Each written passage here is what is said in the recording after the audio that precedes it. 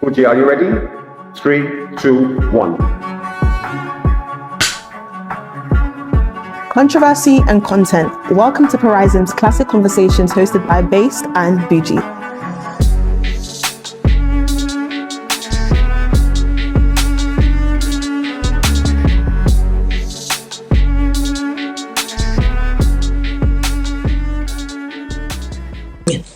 So, Ro, how are you today? All is well. How are you? I'm doing great. So, where are you originally from? Well, I'm originally from the Cayman Islands. It's a small speck of sand in the center of the Caribbean. It's close to places like Jamaica and Cuba. So I was born there, raised there, came here when I was 19. Okay, perfect. And what city are you living in now? Currently living in the Northeast. I'm living in Stockton. So why do you think when it comes to mass migration, a lot of people, especially Black people, they look at it from such an emotional perspective and they can't look at it from a very logical perspective, which is just basic supply and demand. You put too many people into one space and it's just going to be so much chaos. So why do people think people are like refusing to just accept the fact that this mass migration issue is just a logical supply and demand issue that's just not working? Because I would have, well, I'll put it like this then. Most Black people they use our emotions as a collective because the left likes to put Black people into a category and I think that we think as a monolith.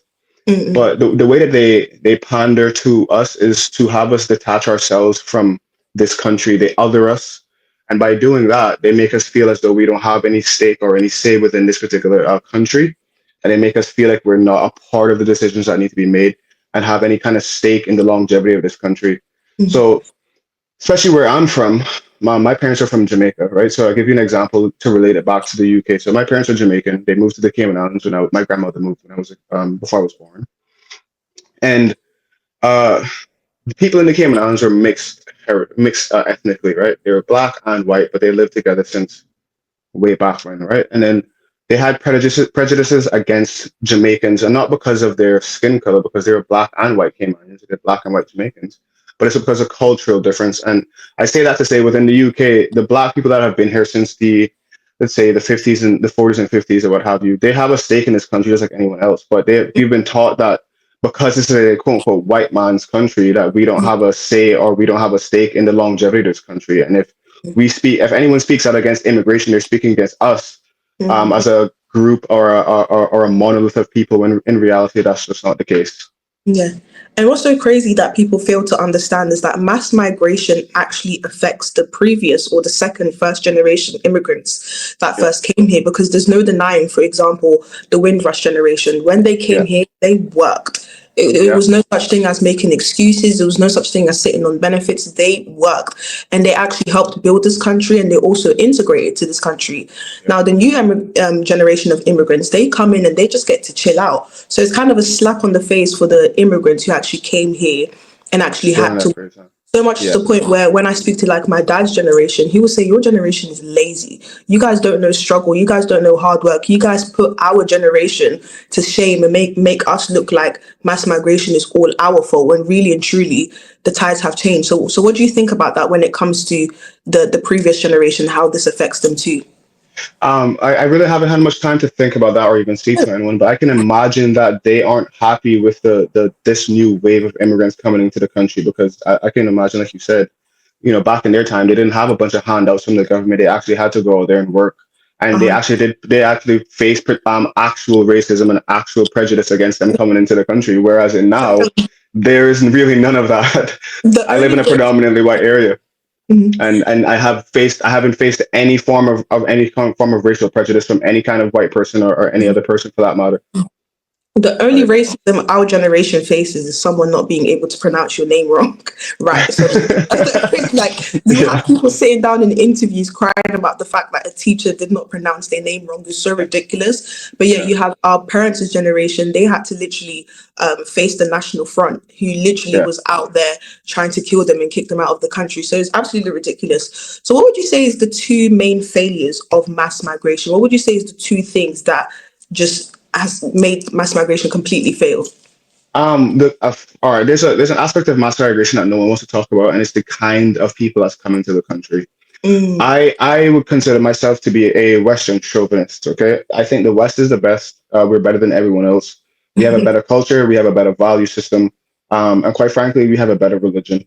And Can I just our stop you there? laws, yeah, Can I You saying that, I swear to God, people will call you a coon, an Uncle Tom, yeah, yeah, whitewash. People will even say yeah, you're a black white supremacist. How does yeah. someone get that for simply Um, admitting the fact that the West is best? So yeah, sorry, continue. it's okay. So I've been called all the names in the books, and to be honest, people who call you an Uncle Tom have not actually read the book Uncle Tom's Cabin, which he's actually the hero of that story. What they really were referring to is a Sambo, which is the one who sold out to the slave master. But they had, like I said, the people that criticize us and or criticize myself in particular, that speaks about that kind of stuff. They're not really educated on the history of the quote unquote black struggle.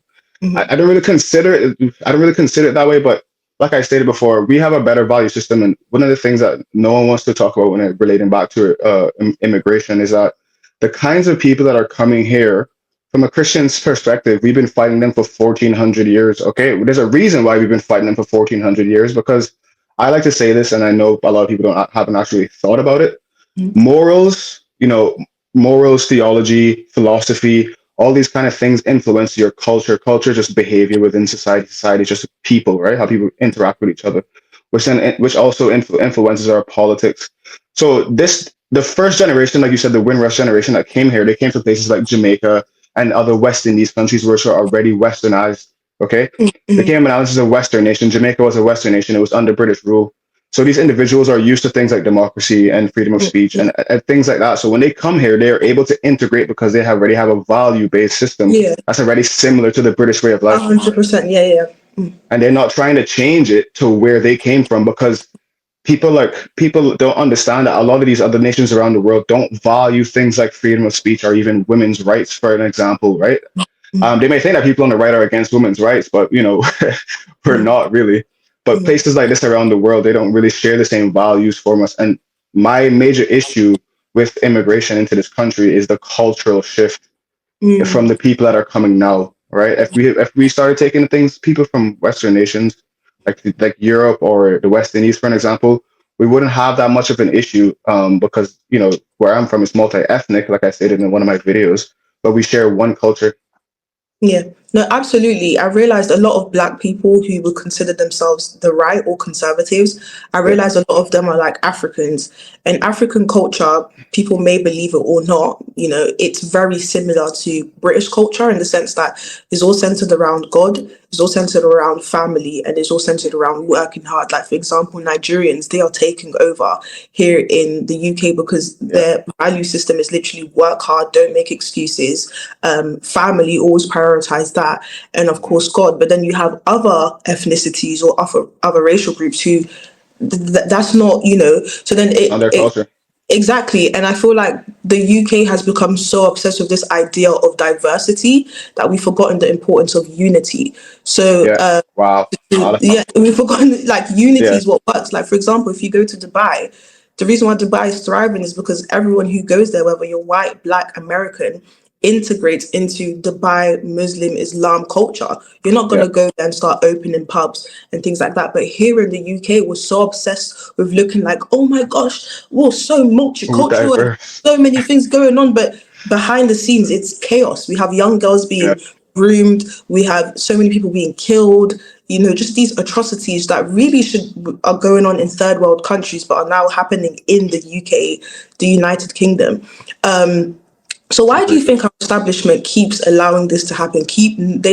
I'm sure they are not dumb, but yet they keep allowing more people to come in who are struggling to integrate into this country. You assume something very, very interesting that they're not dumb. They are, they are dumb. How like okay? Why is our government actually allowing this to happen?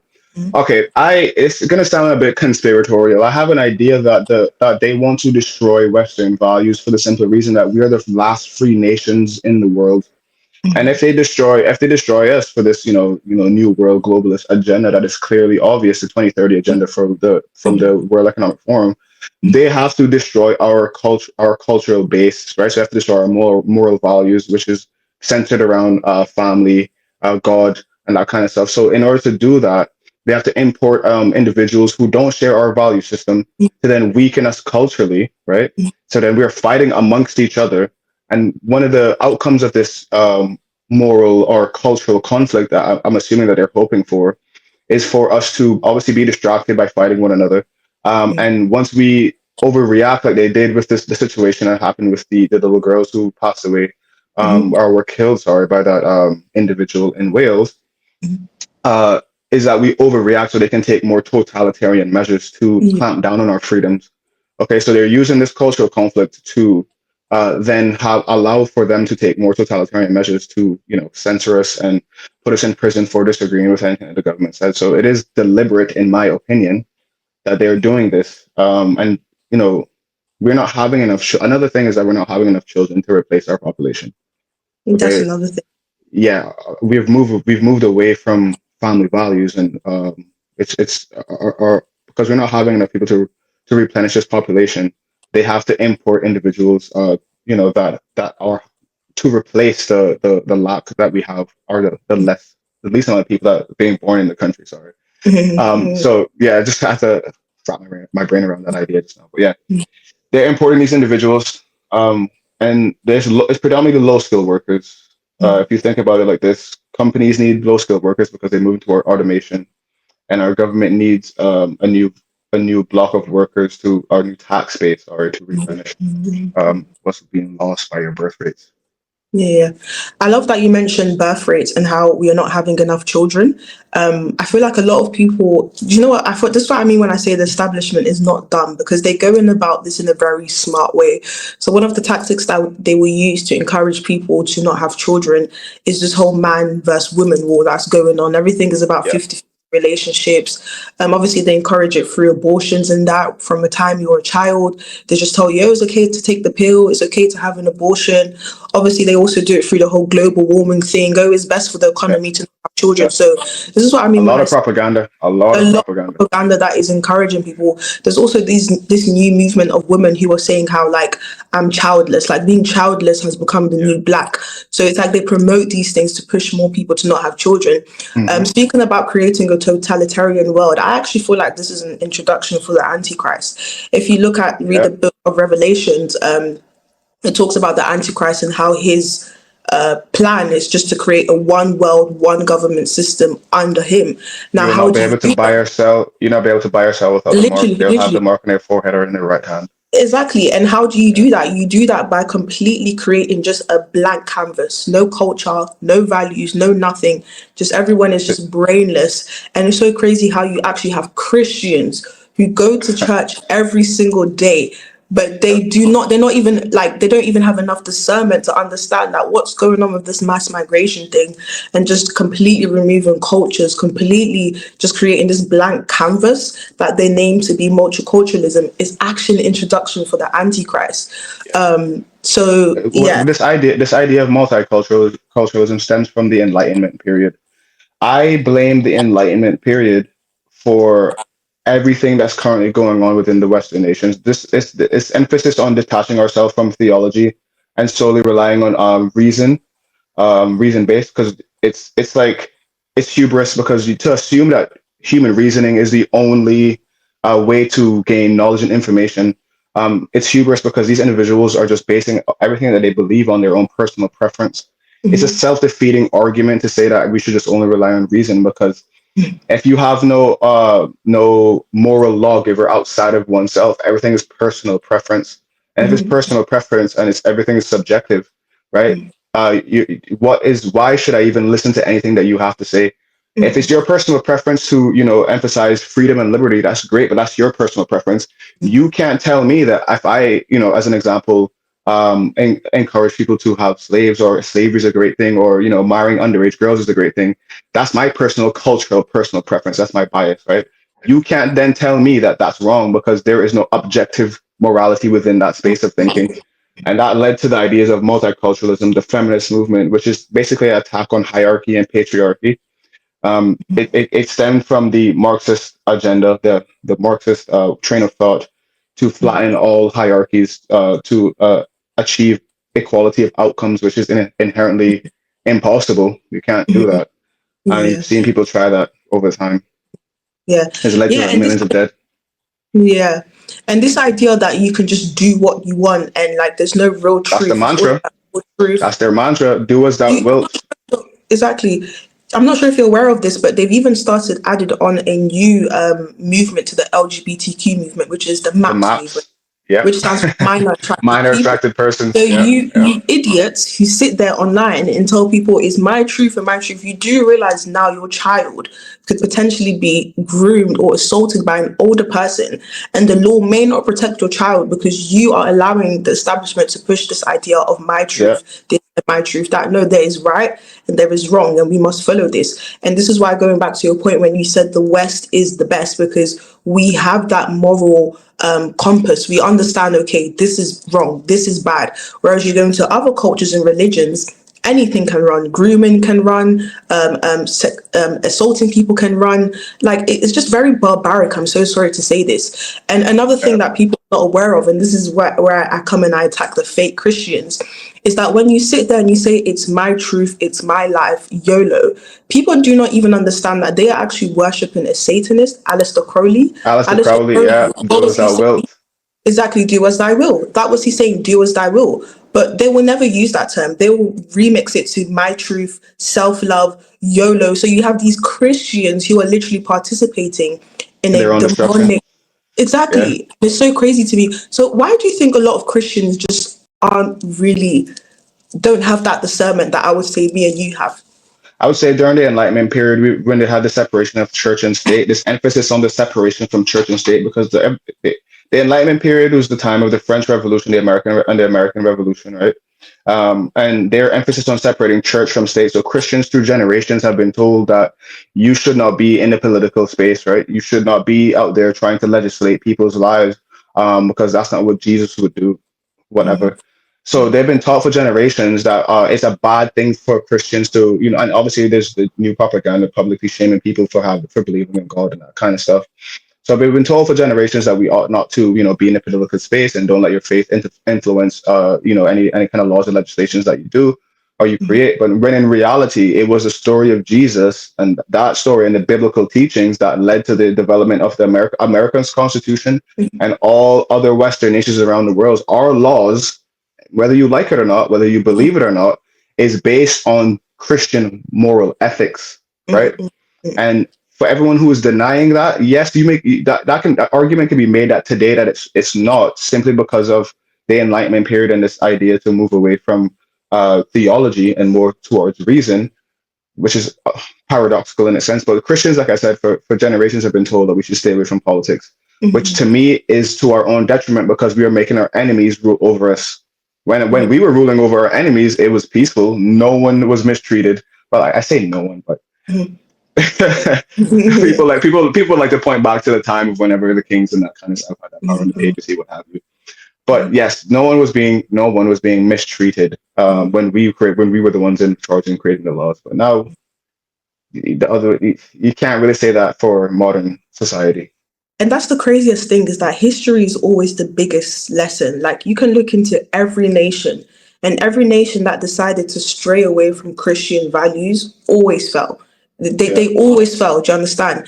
And I feel like even in Africa, Africa was a Christian nation for a long time, until we decided to dibble and dabble in things like spiritualism and witchcraft and voodoo and all of these things. And then our curse for that was slavery. But it's so interesting, because I was actually listening to a video of a girl on TikTok, I'm going to add her here, where she said that slavery was actually God's mercy, in the sense that it allowed Black people to just go. God said, okay, you guys have been indulging in a lot of things that haven't been making me happy: paganism, human sacrifice, spiritualism, voodoo, you name it. So what I'm going to do is I'm going to punish you guys, because yes, we have a merciful God, but we also have a just God. Like, you can't be sinning for centuries and not expect God to act. So what we're going to do is I'm going to temporarily put you guys through a very difficult position, so that at the end of it, you guys will have a new way of doing life, which is the way that it's slowly disappearing, but this new way of life, which is democracy, freedom, unity. Liberty. Do you understand? So you can look at every history, whether it's Rome, whether it's the Vatican's, whether it's even Africa, every nation that decides to sway away from Christian values always falls. And it's so unfortunate that a lot of Christians are not waking up to this. One of the things I've also studied was that, like you said, a lot of Africa was already Christian. North Africa was Christian. You had Ethiopian Coptic Christians. No, not Ethiopian. Sorry, you had Ethiopian Christians. You had Egyptian Coptic Christians. North Africa was a majority Christian until a particular religion decided to rise up and destroy all of that, enslaving most of North Africa. They tried to take over Ethiopia for years. They failed at doing that. They got into Spain. They destroyed the Byzantine Empire, or modern day Turkey. And then the Crusades came as a result of this invasion for about 400 years. But prior to that, what people don't realize is that when they took over North Africa and Africa, those individuals were the ones who popularized the selling and the capturing of black slaves. Right? That particular, religious group, they're the ones who popularized it. And 400 years after they came, or 600 years, the white man came and said, I'm just going to go to this particular region and purchase me some slaves. But if you look at Christian nations prior to that, they ended slavery in a lot of their, like, for example, they ended slavery here it ended slavery in Rome, because what happened was Christians who purchased slaves, treat them a trade, set them free, and then Rome became a majority Christian over a period of time. So anywhere that Christians went, slavery ended. But then when this particular group of people came in, they brought back this trade, and Christians then had to realign with their ethics through years and years of mistreatment by this particular religious group. So yeah, anywhere that we go, we end it. Anywhere they go, they bring it back. Yeah. Wow. You really do know your history. You see, these are the type of intellectual conversations that I like, and I wish more Black people could have, because I feel like every single time I turn on a TV or turn on YouTube and I see a Black podcast, it's always 50-50 relationships and men this and men that. I'm just so tired. So it's very refreshing to have a like-minded person on here. Yeah. And it's also very refreshing to know that you really do know your facts. So why do you think a lot of Black people don't have this mindset, aren't able to articulate themselves the way you have in terms of history, in terms of theology, and what do you think is holding Black people back from being like someone like yourself, who honestly you're an intellectual? I'm not really. Look, I need to do more research. I need to write down my thoughts and to clarify my positions a lot better. I'm not going to say that I'm the most intelligent. However, it's easier to be a victim than it is to be a victor. Black people for years have been told that everything else is everyone else's fault. It's no need for us to self-reflect. Accountability is everyone's kryptonite, really and truly. Even myself, when I first started out in this journey, I was arguing with my stepfather for months. And then after a period of time, I watched something. We were debating about Donald Trump mostly. All right, this was back in 2016 and 2015, and I was just like, "Oh no, you're wrong." I saw a video where the media clearly lied about something that Donald Trump said. I watched the full video. I was like, "Why are they lying about this?" And then I was able to self-reflect and then to take accountability, and then like not think that I know it all. I went back and reflected on all the things that I thought that I knew, realized that I've been lied to for years. Things about, like I said, things about slavery that I thought that I knew for a fact. Oh yes, it was the white man's fault, and we were the ones to be victims of this. So it's just victim mentality, because it obfuscates you from personal responsibility. If it's someone else's fault, if someone else does something evil to you, it's never your fault, it's theirs. So this culture that Black people are in now, it's just to blame everyone else for their own downfall, rather than taking personal responsibility. And I refuse to live my life like that. I don't care if I'm ostracized by Black people or white people, because they're not my people. My people are the body of Christ. I don't care about what color you are. I don't really care about that kind of stuff. So it's just a mindset. You have to approach things with a certain mindset. If you approach it based on your skin color, then you view the world in that lens. And that's why I keep trying to tell people on my YouTube channel, like, stop focusing on skin color. Like, a complexion and melanin is not hindering you, and it's also not going to help you. And I also feel as though victimhood is a huge issue in the Black community, because here's my thing. A lot of the things that Black people have experienced, other races have experienced too. The Slavs, they were enslaved. Irish people, they were enslaved. Arab people, they were enslaved. Singapore was also an ex-colony of Britain, but yet it has a higher GDPR than Britain right now, and it was an ex-colony. So for us to sit here and to keep blaming white people, this is what's hindering us. It even reminds me of a story in the Bible. I believe it was Sodom and Gomorrah. God told a woman not to look back. I completely forgot her name. And when she looked back, she froze. And this is the problem with the black community. She turned to a pillar of salt. Exactly. Yeah. We've literally been frozen and we've turned into a pillar of salt because we keep looking back. Like no other community is obsessed over looking back the way we are. And I feel like that's just something that just needs to stop. I want to speak to you about freedom of speech. So obviously it's so clear that freedom of speech no longer exists anymore. You're having people being arrested over Facebook comments. And I personally feel as though the UK is slowly but surely turning into a socialist state. Do you agree with that? 100%, and I can back it up as to why this will continue to happen to every single democracy in the world. Okay, Plato. If you read Plato's The Republic, Plato outlined a lot of the issues of having a democracy, and what he wrote about there's something called the tyranny of the majority. Okay, you have a bunch of, and he also spoke about the uninformed voter. Right, most people don't understand what it takes to actually run a country. And they base their votes on emotions because politicians they just cater to their emotions as a voter. But the tyranny of the majority is what I want to speak about the most, because to me that's what we're living under right now. Democracies are very short term when it comes to vision. They don't look for the longevity or the best. They don't look for what's best for the nation for the long term. They look for what's best for the short term, and that is what is leading us to this oversimplification. I'll give it to an oversimplification. So we are now, because we don't want to hurt people's feelings in this short, brief period of history where everyone is somehow losing their minds. They don't know what a man is. They don't know what a woman is. We don't want to hurt anyone's feelings. This false idea of tolerance is now leading us down to a path of self-censorship. And because the loud minorities are in power now, they're going to shape the government, right, with how they see the world ought to be. And it's going to become that way over time with every single democracy because it's so built on short-term goals. It's not built for the longevity of a nation. It is going to happen that way because people don't understand or value freedom of speech anymore. They don't know what it's for. They don't understand that it's to prevent the government from gaining. You need to prevent the government from gaining the power to police speech because you cannot differentiate thought from speech.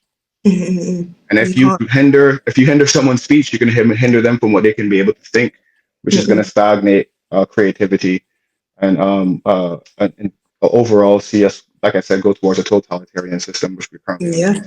And again, this is the introduction of the Antichrist. This is what the Antichrist wants. He wants to create this one world system where everyone thinks the same, everyone says the same thing, no one even dare to disagree with him.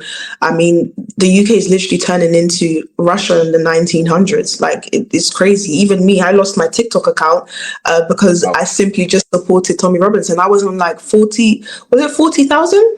I literally just posted one video of Tommy Robinson. They flagged every video and they said your account is permanently deleted.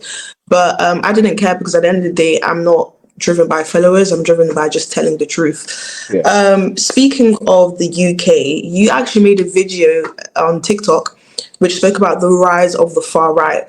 So the far right is growing in numbers, but what's shocking is the fact that it's actually growing in terms of like other ethnic groups. So why do you think a lot of ethnic groups, whether it's Asians, Indians, are now starting to support this group, which honestly, from the media's perspective, was like the rise of Nazi Germany. So why are people starting to support racist group? All right, so I'll qualify by saying this, right? So during the time of World War II, you had the communists, which were far left. Or extreme far left. Communism is as far left as you can go. And then socialism is right of communism, right? I know people are probably going to disagree with this, but I'm saying that the communists who call Hitler or, the mustache man far right, are calling him that because socialism is right of communism, okay? The people on the far right are basically free market capitalists, in my opinion, okay? This is my opinion. And what people on the right have now realized is that these people who are these ethnic minorities that are joining the right is that the right don't really care about what you look like. We don't care about diversity of skin color. We care about diversity of thought, right? And when you come over, sorry, no, absolutely, because I've been to 2 right events. when I tell you, I've been around racist people. They will look at you as if you're dirt under their shoe. When I go there, everybody is just minding their business. And when they see me, they're friendly, they're happy, they're asking me questions about how I got here. Like nothing to do with skin tone. So it's so crazy the Yeah. power the media holds by telling you that, okay, this group hates you, which is just a modern day divide and conquer. But when you go Yeah. there, nobody cares. I Yeah, literally, the love that you feel yeah, I is had like, yeah. I interviewed someone called Paul Thorpe, and he was literally in tears. And then he was in tears because he was like, why would you actually think I care? Like, skin color is the least of my issues. But yeah, sorry to stop you there. If you can continue. No, Yeah. it's fine because it's more of like I said, the freedom. They care more about the diversity of thought than diversity of skin color. And I guess the individuals that go to these kinds of events, and when they see someone like ourselves who is black, they like finally, a black person who was not a part of the plantation, meant Yeah. the psychological brainwashing. Finally, someone that's free to think logically. That is, that is a quote unquote minority. It's kind of refreshing to them because all they see is, brainwashed, for lack of a better term, brainwashed black people who are perpetual victims, just coming out there and airing their grievances based on a narrative that was sold to them by a next person. So yeah, the people on the right, the rise of the far right is just that people are finally realizing that that we're unifying against the tyranny of the government. That's what the far right is. It's just people who are unifying against the tyranny of the government. Whereas the far left nowadays are people who are basically bootlickers for the government. They think that we're fighting the patriarchy, or we're fighting the system, when in reality, your movements are being funded by the same system, and the narrative has been pushed to you by the same system that you claim to hate. And it's just I always, it's a total psyop, total yeah. psyop. Now, I always say, like, the far left has gone so left that the far right has now become the center. Like, Yeah. it's become the place where people And agree with. and let me tell you this, do you know that to be true? Because Donald Trump is an old school Democrat, okay? People like to Yeah, think that he's some kind of far right dictator. He's an old school Democrat, okay, guys? exactly. He's not some kind of far right, dictator or what have you. He's an old school Democrat. And you can just Yeah. tell by some of his policy positions. Yeah, I think people are just craving stability. I think when we started off with the whole liberation movement, people just wanted freedom. Like they just want to be free, like freedom of thought, freedom to do what I want. No one bother me. But now this is like being forced down people's throat, and we're just seeing craziness. We're seeing men not being able to define a woman. We're seeing children sharing bathrooms with older men. It's just absolute chaos, and I think people are waking up to that and waking up to the truth. It's with this entire emphasis on freedom, and everyone's forgotten about their own personal duty. That's what it's not spoken about. Everything is about my freedom, my freedom, my freedom. Nothing is about my duty. Duty is what you ought to do. Like I said, this enlightenment period train of thought has moved us away from the ought, because you can't get an ought from an it. All right, the world is how it is. You can't get a how am I supposed to act in face of that. So that is where your theology comes into place, your belief in God, and what God you believe in actually matters, because you're pulling how am I supposed to behave in the face of evil, right? How am I supposed to act in this particular matter? Yeah. Everything's about personal freedom. Nothing's about duty anymore. That's another thing, like that sense of duty, that sense of I'm going to live my life in respect of being a positive influence to other people is absolutely gone. But the reason why that's gone is because we strayed away from Christian values. If you look at the life of Jesus Christ, it was always about service. Like you have to do things with the intention of serving other people. But now the new sense of service is just serving self. And again, this goes back to Satanism. It goes back to Alister Crowley, who was a master Satanist. But yet you have Christians who are actually falling under the Satanist trap and don't even realize it. Speaking of Satanists, Karl Marx was also a Freemason. Yeah. And I always tell people that socialism and Marxism go hand in hand. And people are like, no, they're not. They're just two different things. What's your opinion? The Communist Manifesto was literally what Karl Marx wrote. Him and Lenin, the Leninists, they call him Leninist Marxists. So yeah, Marx was they called him, I can't remember the name, they called him Little Satan, I think what his wife called him in the letters. Or Little Devil or something like that, she called him. Yeah, he was a devout Freemason. Yeah, often people don't realize this as well. He never worked a day in his life. He was a bum. He never had a job. Can I just stop you there? And this is where I have problems with the fake Christians, because the fake Christians will be screaming on the streets, Black Lives Matter, who's a Marxist group. Marxism again is a Them. demonic group, but then on Sunday they're in church. So on Saturday you're worshiping the devil, screaming back Black Lives Matter. Black Lives Matter, they even said when you scream Black Lives Matter, you are reincarnating their ancestors. Once you hear ancestors, you already know this is You demonic. know, But then on Sunday you're in church. Like, why can't people? It just takes 2 seconds to just. and you know, I'll say this as well. In that people like to say that the UK government has a two-tier policing system, and I do agree because when the Black Lives Matter riots were going on, and the stuff was going on in London and that kind of stuff, the police didn't do anything. They took a knee. But when these poor little girls were you know, their life were taken in Wales, you could, and people were rioting, rightfully so. Even though you may disagree that they should have, you know, protested peacefully, but people's are emotions and they've been screaming out that we should stop this immigration issue for a long time. The police just arrested them, putting people in prison for things that they said online and all that kind of stuff. Like, but this how are you? It's ridiculous, actually. It's ridiculous. But this is what I mean when I say the power of brainwashing. The power of brainwashing, because in your day-to-day life, say there was no media in front of you, there was no BBC News, CNN, none of that. If you heard a story that sorry to say this, but a drug dealer who used to pistol whip pregnant women got killed, held a gun to her stomach, compared to 3 children being slaughtered. 3 children were slaughtered during a dance class. You're gonna have more sympathy for the children simply because they are innocent children. That guy has a huge criminal record. That guy, he died of a fentanyl overdose. Exactly. You can't change my mind. Can't change my but mind. Because the media told you, this is what I mean when I say the media is the new religion.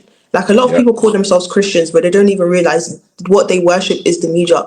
But because the media told you to have more sympathy for this criminal, you all of a sudden don't have sympathy for the fact that young children were slaughtered. I even had Muslims DMing me, like, actually wishing me death threats over the fact that I sympathize with the fact that Tommy Robinson and the far right were speaking out against this. And I'm just like, wow. So literally the media can just get you to completely remove your sense of morality. Like, it's just morality. People were actually DMing saying, how dare you support the riots?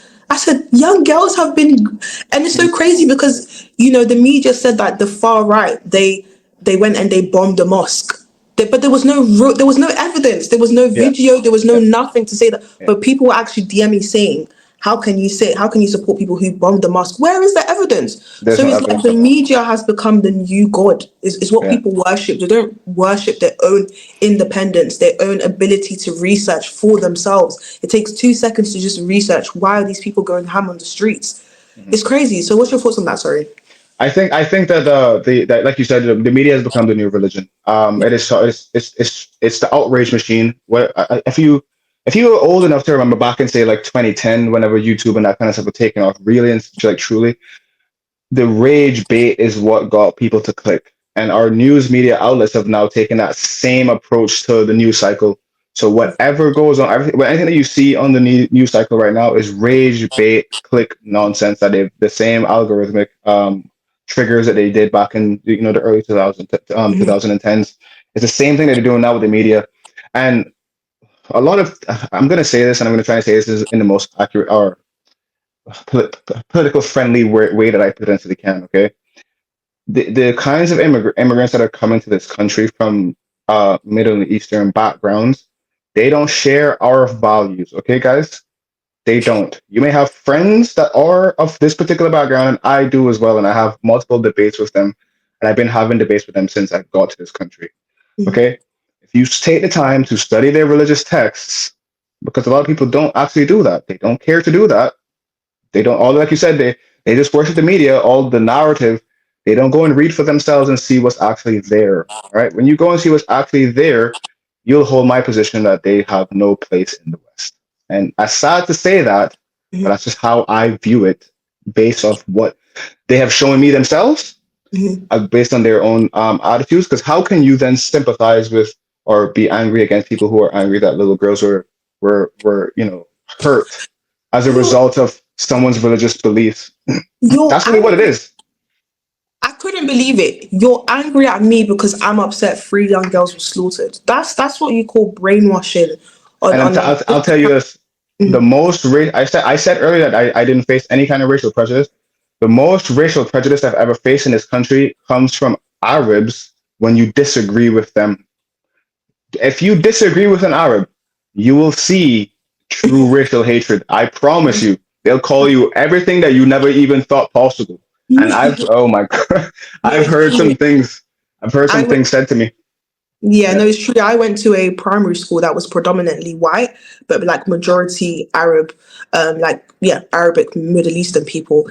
It was so bad. It was so bad that like the actual parents will tell their kids that you can't hang around this girl Based and Bougie because she's black and she's Christian. So for most of my primary school experience, I was very much isolated. I think that's where like my self-independence, don't really care about what people think about personality comes from because Yep. of that. Like literally, I had this one friend that I was like this with. One day she switched, and then when they were like picking on me and things like that, and we finally got down to it with the head teacher, they said it's because my parents don't allow me to be friends with black people and with Christians. So when people say that white people are racist, they don't know. They don't know. Like I said, just go. Who popularized the selling of black people as slaves across the world? It was the Arab Muslims that did that. And they wrote up. They wrote and said that this is one of their scholars that said this a while ago. I can't remember who it was, but he said that, and I remember this quote adamantly. That the only thing separating animals from black people is that we walk on our feet and not on our hands. Wow. And it actually says that. It said they wrote this is not in their religious text, mind you, but this is a quote from one of a very prominent Islamic figure during that time when they were invading Africa. But this is what they said about black people. And this is what I mean when I say us black people, we are so mentally weak, because the reason why I support the far right, not the far right, but the right, is because I like my values and their values is the same. It's the same in terms of just free markets, capitalism, freedom of speech, tolerance, and just Christianity. The main one being the main one being our moral fabric, right? But yeah, you have black people going against the one people who actually are on their side. Like even during the whole recent riots that happened, I even had black people DMing me and saying, "Why are you supporting the far right?" I wouldn't even say they're far right. But yeah, you guys are supporting people who literally think that you are no different to animals. So it's like right now they are attacking the white English people, but who's going to be next? Who's going to be white? next? All right, so I like this. I like to say this: the image of the black man and black people within the West have been successfully destroyed by the media. Okay, during the '60s, the black woman in America, she handed over her man for government handouts. And the black man has never been able to recover ever since that situation happened, and the black family has been destroyed. So even over here in the UK as well, I wouldn't say that this is very similar, but it's not too far off. But the image of black people are destroyed. The next up in line is to destroy the white man, to destroy his family, and to destroy his countries, because, like I stated, we are the last free countries in the world. They destroy the image of the white man. And it goes back to a letter from Willie Lynch. If you read this letter from Willie Lynch, this particular part of it, it says how to destroy the African woman. They destroy the image of the man. They test the woman first to see if she's submissive and loyal to the slave master. They destroy the image of the man. They force the woman into a state of independence. And then she will raise her daughter to be independent and her son to be strong and submissive to the slave master in reverse roles. She will raise her children in reverse roles. So if you look at broader society today, it's exactly what they're doing now. Destroy the image of the man, because women are more susceptible. No offense, but women are more, and this has been shown in a study as well, that women are more susceptible to propaganda. Right? So you destroy the image of the man. The man is out. You can now use propaganda to control the women, and then they will vote within whatever particular way that you need them to vote in. You could control them and their children for generations to come, and that is the play of the left. That's their plan. But Willie Lynch was a Democrat. Okay, the letter of Willie Lynch. He's a Democrat. This is the Democrat playbook. I mean, I always say this, every single time the establishment wants to push something, the black race is always the lab rats. We are the experiment. They experiment with us at first, see if it's successful, and do it with other people. And I like how you said how they're destroying the white man, in the sense that they are doing it by painting out white man to be these neo-Nazi racist people that you should stay far away from. And I cannot lie to you, I'm around quite a few white men, nicest people. They have more manners than black men. I'm so sorry to say this, no offense to you, but white men, they will hold the door for me, they will call me darling, they will kiss my hand. They're the most just the kindest people, and they're always the first to tell you, yeah, my wife this, my wife that. Whereas black man, a guy could be married for 4 years and you wouldn't even know. You wouldn't even know. Yeah. But bro, I could speak to you forever. I definitely want to do a part 2 with you because your brain is like it's above. It's you definitely, interesting. you can tell that you really study this, and I feel like you are somebody that can literally pave a way for this generation of black people. Just 2 questions: what books would you recommend young black people to read? Very good, very excellent question. I read a book that changed my life, and it's called Black Rednecks and White Liberals by Dr. Thomas Sowell. Thomas Sowell, amazing. He's a great guy. Dr. Thomas Sowell. Read Black if you want to understand, especially as a Black American, if you want to understand where your culture actually comes from. Read that book, all right? Because it's not from Africa. It's not African. Yeah. And then another book that I read that changed my life is 12 Rules for Life by Jordan Peterson. I have a list of books that I want to read through this year, so I have about like 23 different books that I actually want to read this year. DM it to me and I'll put it in the description. Yeah, I'll DM to you. But those 2 books are the ones I know. 12 Rules for Life is pretty basic, and a majority of people have read that. But the concepts behind that book is just how to order and structure your life in order to see better outcomes. And Jordan Peterson also just released another book as well, so I'm going to read that. But the book that changed my perspective the most is Black Rednecks and White Liberals, 12 Rules for Life. And if I could throw in one more, Discrimination and Disparities by Thomas Sowell as well. That's a really good book. I'm definitely going to read it. I've always heard of Thomas Sowell. I've seen like his interviews, but I've never gotten around to finding his books. Finding his books is so hard. Well, I don't blame them. Amazon. I have them all in my Amazon book. Please send it to me. I'll send it to you. I'll send it in the description, because I think it's very important for us black people to go back to just reading and studying rather than just being programmed by what the media tells us. And also, where can we find you on social media? Okay, so obviously you can find me on TikTok, Walk and Talk with RHO, or you can find me on Instagram under the same name. I do have my own personal Instagram page if you guys want to follow me there. It's just RHO.W, which is RHO. My name is RHO Mar, William's last name. But yeah, you can find me on TikTok at Walk and Talk with RHO. And I'll be posting more videos on there in the near future. Thank you so much, RHO. I'm so grateful for you, and I'm so grateful for all the knowledge that you've provided to this audience. Guys, if you want more videos like this, like, comment, and subscribe. And don't forget to subscribe to Perazim's YouTube channel. Thank you, guys. All right. Thank you.